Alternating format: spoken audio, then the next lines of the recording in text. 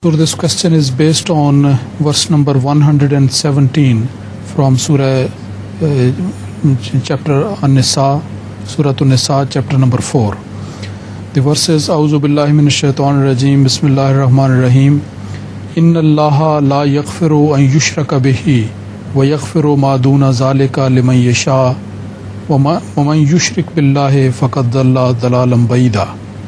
Translation is, Allah will not forgive that anything be associated with Him as partner, but He will forgive what is short of that to whomsoever He pleases.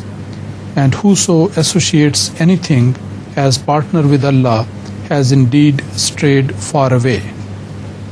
Huzur, according to this verse, Allah does not forgive shirk.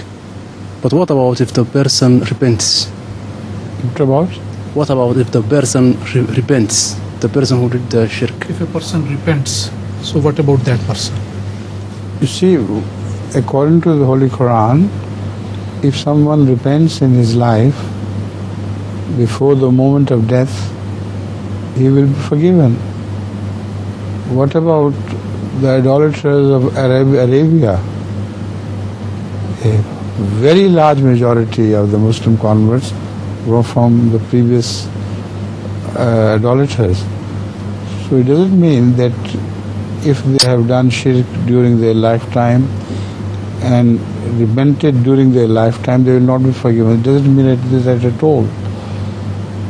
But if they do not repent till their death, then they will not be forgiven.